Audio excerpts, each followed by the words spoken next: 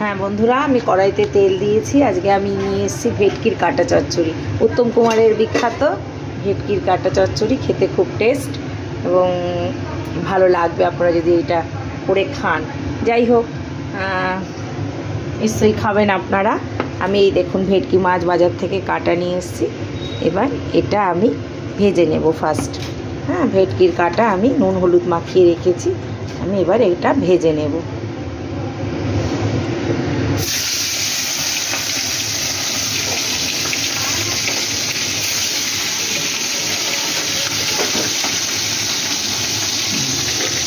এটা আমি ভেজে নিচ্ছি মাছটা। হ্যাঁ, আপনারা দেখুন মাছটা ভেজে নিচ্ছি। মাছটা ভেজে আমি তুলে রাখবো। এইভাবে সবকটা মাছই আমি ভেজে ফেলবো। হ্যাঁ দেখুন, আমার সমস্ত মাছ ভাজাগুলো রেডি হয়ে গেছে। ভেটকি মাছের কাটা আমি ভেজে রেখেছি। এবার আমি এতে জিরে ফোড়ন দেব তেলের মধ্যে। দেখুন, এই যে জিরে ফোড়ন দিচ্ছি। জিরে ফোড়ন দিলাম। এবার একটা তেজপাতা দেব।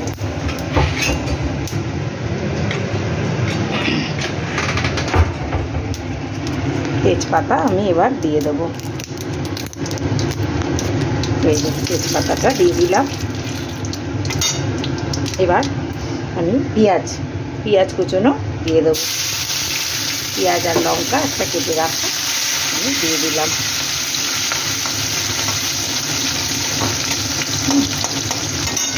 পেঁয়াজটা ভাজা ভাজা হচ্ছে। এবার আমি আলুটা দিয়ে দেবো। দেখুন, আমি আলুটা একটু ভাপ দিয়ে রেখেছি, কারণ যাতে আলুটা তাড়াতাড়ি গলে যায়। আলু মানে সুগারের পক্ষে আলু খাওয়াটাও খুব খারাপ, সেই জন্য আমি আলুর জলটা একটু ফেলে দিয়ে নিই, ভাপ দিয়ে রেখে দিয়েছি।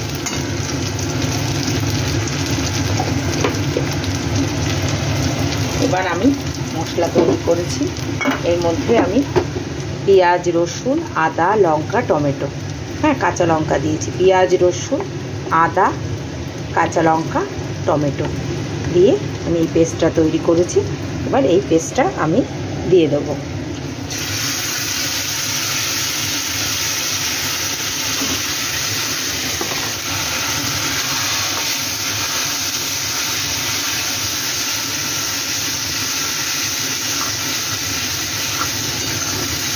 দিয়ে দিলাম পেস্টটা। হ্যাঁ, আমি এবার হলুদ গুঁড়ো দেবো, মাপ মতন হলুদ গুঁড়ো দিলাম।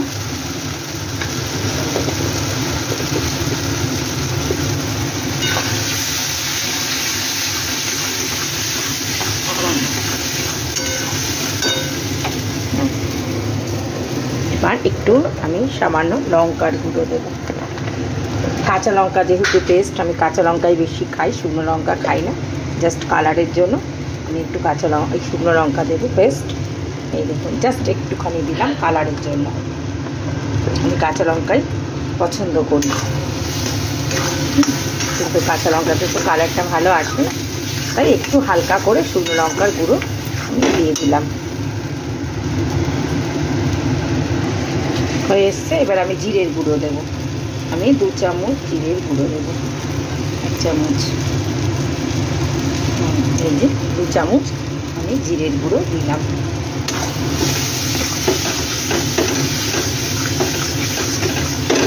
দু চামচ জিরের গুঁড়ো দিয়েছি। এবার আমি নুন দেব।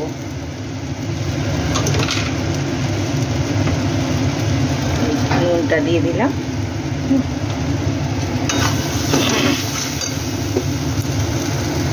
হ্যাঁ দেখুন, ভাজা ভাজা হয়ে গেল মশলাটা। এবার আমি এর মধ্যে একটু চিনি অ্যাড করব, অল্প একটু, যাতে কালারটা আসে। একটু চিনি দিয়ে দিলাম যাতে এর কালারটা ঠিকঠাক আসে।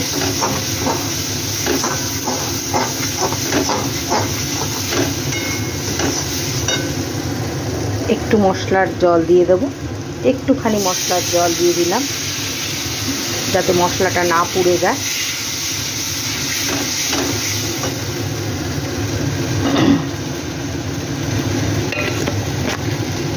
দেখুন, খুব সুস্বাদু হয় এই ভেটকি মাছের কাটা চচ্চড়ি।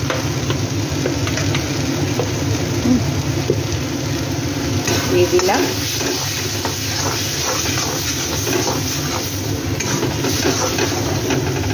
একটু চিনি, একটু নুন দিয়ে দিয়েছি। এবার আমি মাছগুলো এর মধ্যে দিয়ে দেবো। অন্য মাছ যেমন জল টকবক করে ফুটলে দেয়, এই মাছটা ঠিক তা না। এই মশলার সঙ্গে এই মাছটা আবার একটু কষিয়ে দেবো। যেহেতু কাটা, এটা একটু হার্ডি জিনিস, এই মাছটার সঙ্গেই আমি ভাজা ভাজা করবো একটু মশলাটা। হ্যাঁ দেখুন, আমি এই যে ভাজা ভাজা হয়ে গেল মাছটা, এবার এর মধ্যে ভাজা ভাজা করে নিলাম। এবার আমি একটু এর মধ্যে উষ্ণ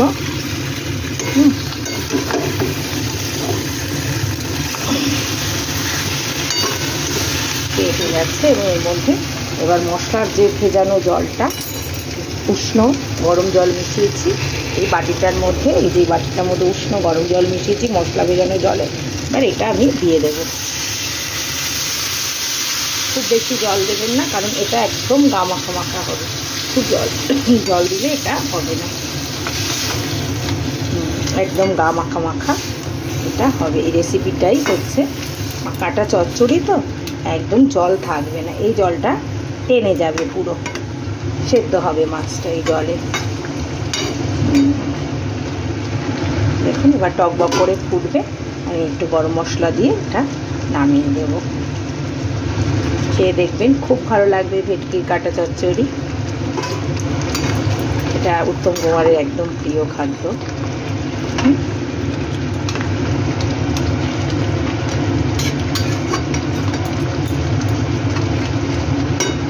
এটা টকবক করে ফুটছে, একদম জলটা যখন হালকা মরবে, একটু সামান্য একটু মজা মজা অবস্থায় আসবে, তখন আমি গরম মশলা দিয়ে দেবো।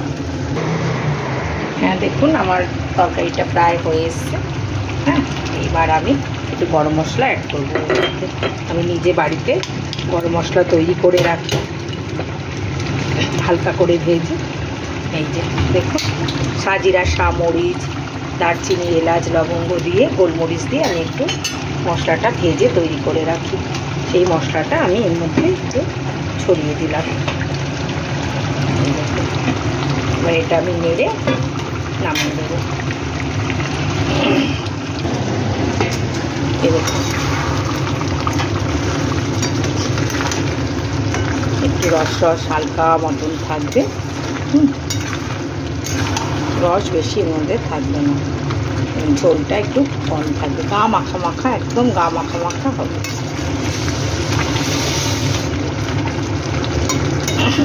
এবার আমার নামানোর টাইম হয়ে গেছে, আমি গরম মশলা দিয়ে দিয়েছি। এবার এটা আমি নামিয়ে ফেলবো।